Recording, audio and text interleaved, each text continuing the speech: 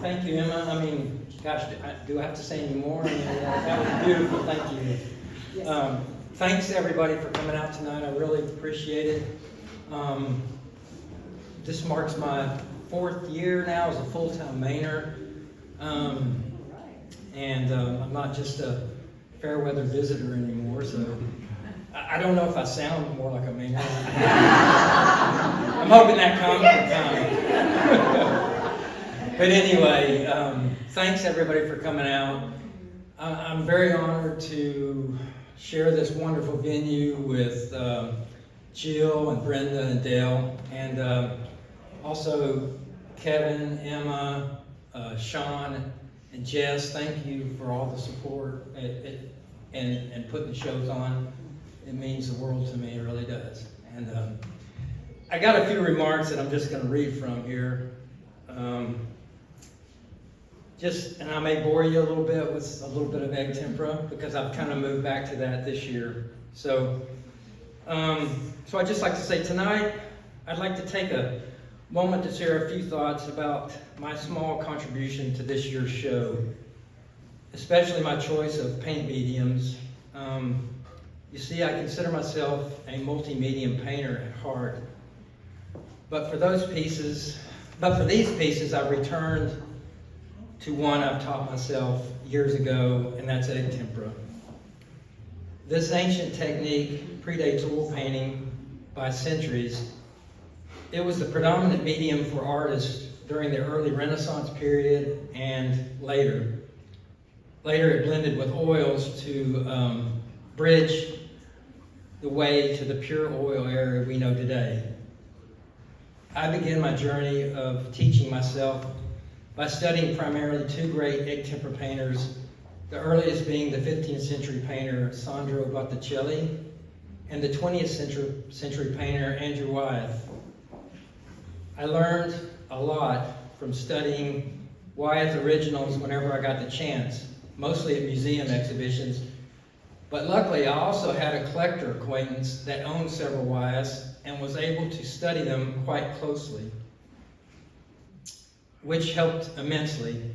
And armed with my perceptions of his process, trial and error became my guide, and ultimately I settled on a technique and process unique to me, although I still consider my aptitude with the medium ever evolving, so it may change.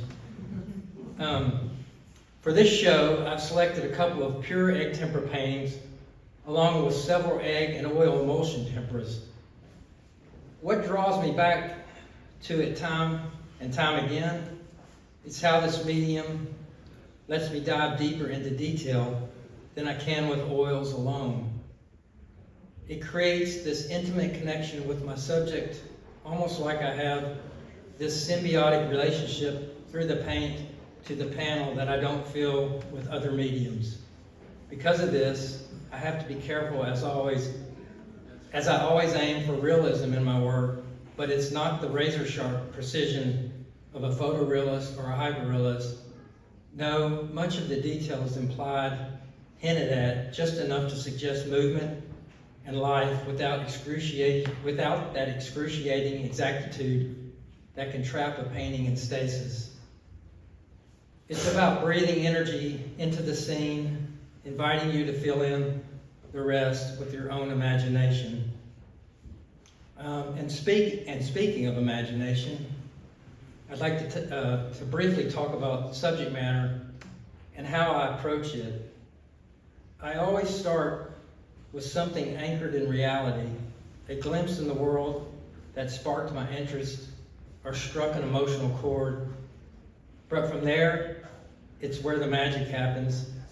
As the idea germinates in my mind, I build a narrative around it.